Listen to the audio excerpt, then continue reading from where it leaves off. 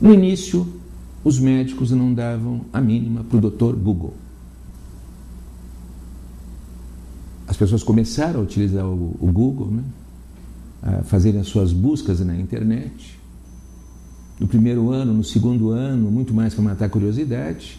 No terceiro ano, algumas dessas pessoas resolveram começar a buscar informação no Dr. Google, né? Ou no Google, que virou Dr. Google, a respeito de algum tipo de sintomas que estavam sentindo. Algumas pessoas iam no médico, o médico fazia um diagnóstico. Quando elas chegavam em casa, a primeira coisa que elas faziam era ligar o computador, entrar no Google e confirmar se tudo aquilo que o médico disse para elas batia com as informações que estavam disponíveis em diferentes lugares do mundo digital, do ambiente digital, né?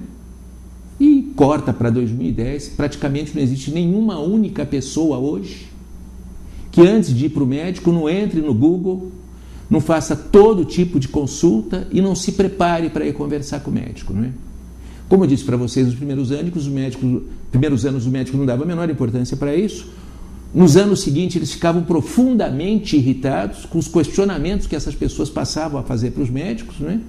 Mas passada essa raiva inicial, essa revolta inicial, os médicos começaram a entender que de repente existia aí todo um processo de cumplicidade, todo um processo de contar com uma interação maior ou uma relação melhor entre médico e paciente, com o paciente participando de uma maneira ativa do seu processo de diagnóstico, e não sendo apenas um paciente passivo, não é? E hoje os médicos, principalmente os médicos mais esclarecidos, são os grandes fãs do Dr. Google, não é? Por quê?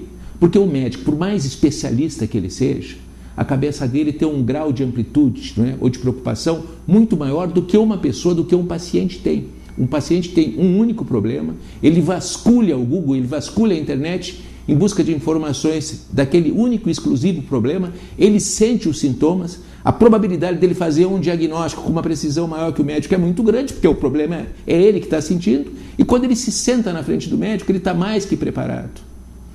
E aí ele começa a bater bola com o médico, não é? E muitas vezes, muitos médicos têm descoberto que em relação àquele problema específico que aquele paciente tem, ele sabe mais do que o médico, que é um especialista naquilo, não é?